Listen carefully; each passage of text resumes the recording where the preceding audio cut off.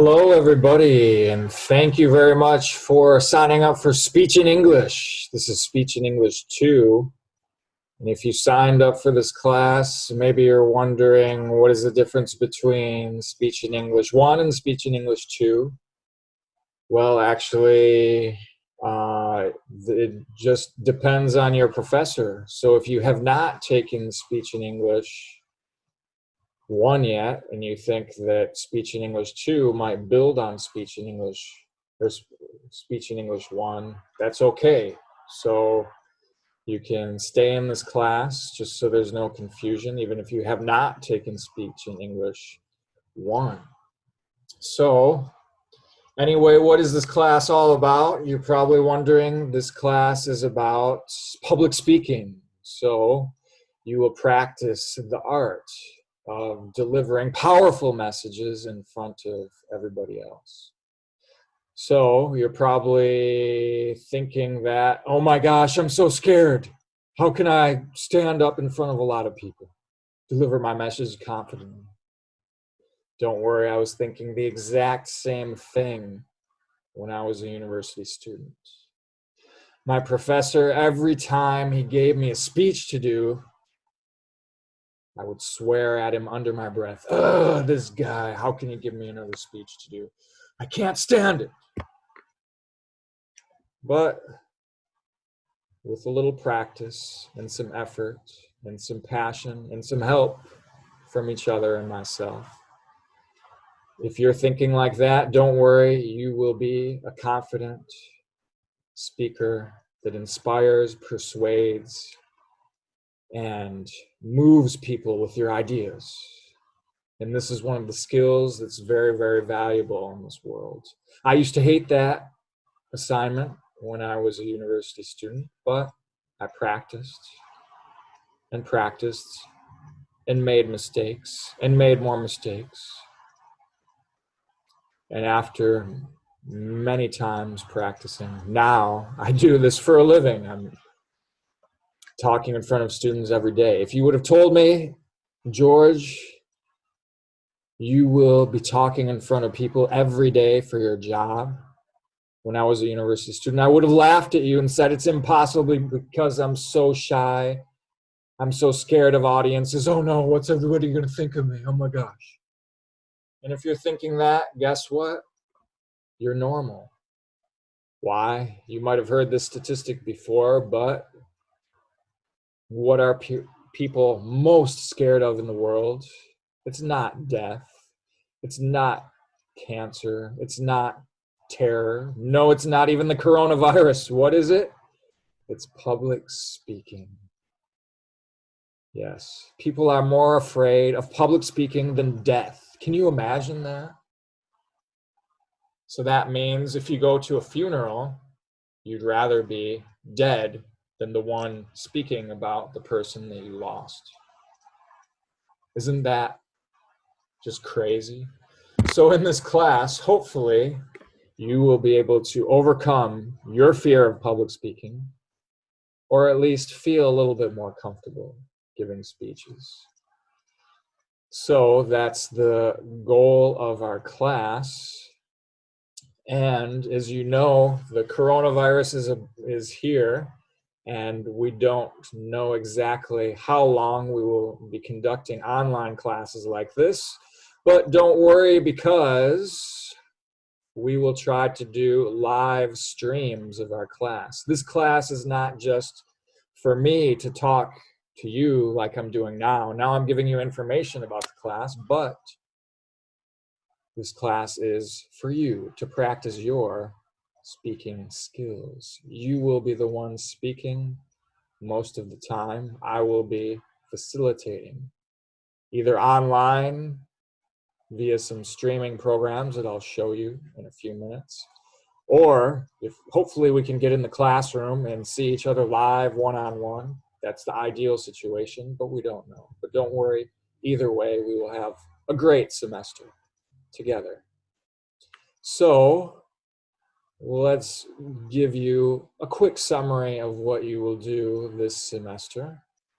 So you will do 3 speeches Yes, about 4 to 6 minutes each.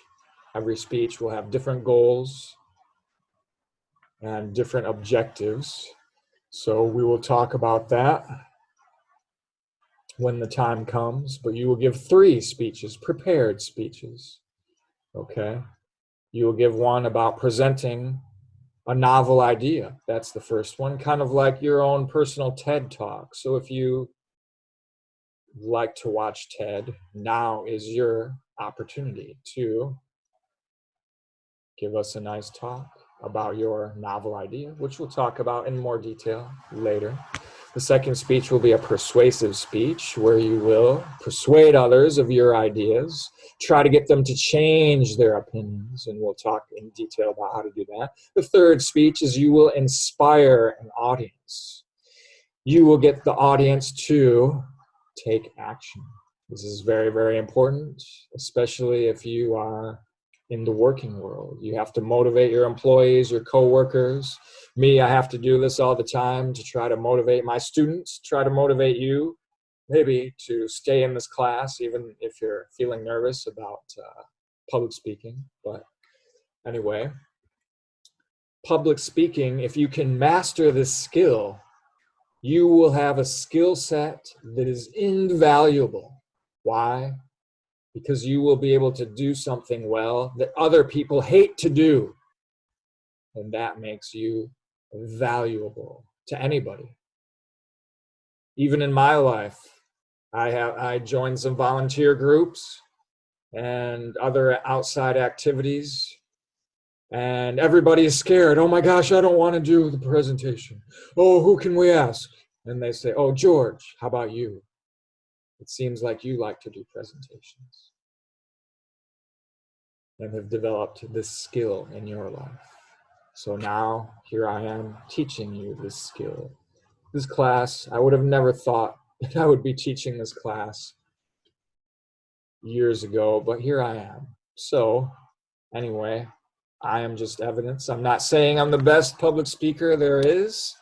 Sure, I have a lot of things to practice myself, but I have come a long way and I'm proud of that. And hopefully you can be proud of yourself by the end of this semester too.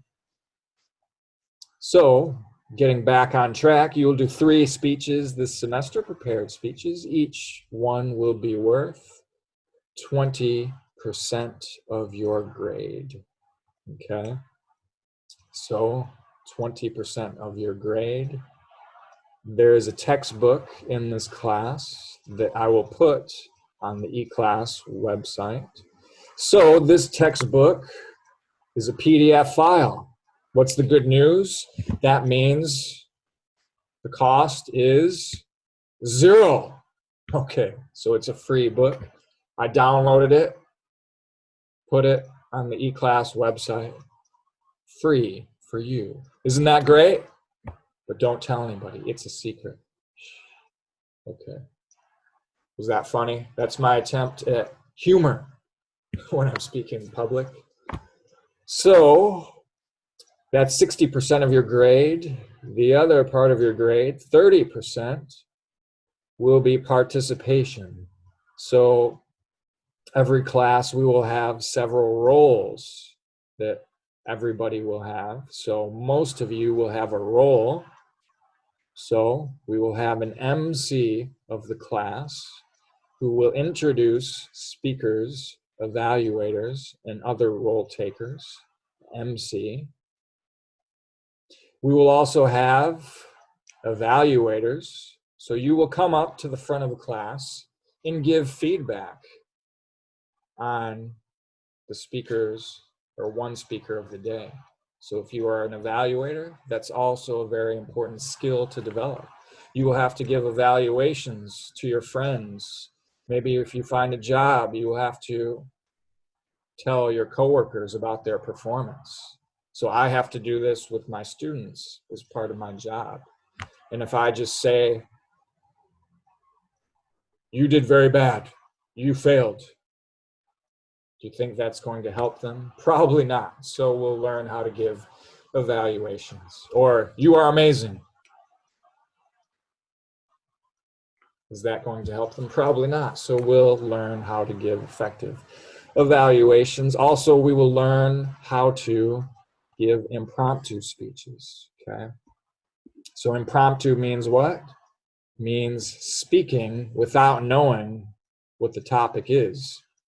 So if I say to you, okay, tell us about the most difficult time in your life. Come on up, okay. And then we bring our student here to the front. Cho-chun-sam, let's bring him up to the front. Okay, and then Cho-chun-sam tells you about his answer without knowing the question. This is the skill of delivering your thoughts effectively, thinking quickly on your feet. Very important skill for your life. When do you use this skill? Of course, in interviews, maybe your professor asks you a question. Maybe you're on a date with somebody new and they're asking you questions. Oh, when do you want to get married? Uh-huh. Oh, do you want to live in a big house or a small house when you get older? Things like that, right? You have to have the answer right. Think quickly, deliver your answer quickly, okay? Very important skill set for your life. So that will be impromptu speaking. We'll have one person that is in charge of impromptu speaking topics called table topic master. So you will present the topics and then call on your classmates to answer the questions, okay? Next, we will also have a timekeeper that will keep time for each speaker, and they will hold up cards to show us how much time is remaining for the evaluators, impromptu speakers, and prepared speakers. We will also have an counter. So somebody will be assigned the role each class to count how many times you say, when you are speaking. Okay, this is a very good exercise, not only for the speakers to know and be aware of their speaking habits, but also for the counter to work on their listening skills. Okay, so these are some things we will work on. We will also have a grammarian, somebody that will be assigned the role of listening very closely to everybody's grammar usage. Okay, so you will listen to the speakers, the MC, the impromptu speakers, the evaluators, and then you will give a report on grammar mistakes and nice things that were said. If there was a nice quote that was reported, Nietzsche said, "What doesn't kill me only makes me stronger." A man named Les Brown said, "Someone's opinion of you does not have to become your reality." If you liked what I just said, then you could say, "Oh, Cho-chun-sam, that's my Korean name, by the way. Ha ha ha. I know it's very old sounding." Then you could say, "Oh, I like Cho-chun-sam's quote. He said that what doesn't kill you can only make you stronger." So you can report the good uses, the good phrases, the good quotes that you liked, and also some grammar mistakes. Maybe somebody used a wrong verb tense or said, I saw many mans at the park today. No, it should not be mans, it should be men. Men is the plural of man. So you can correct, just give a short report on grammar like that at the end of the meeting. All right, so that's the end of our first video of the day, and I'll tell you a little bit about Toastmasters and more details about Zoom in the next video. So, see you soon. Thank you for listening.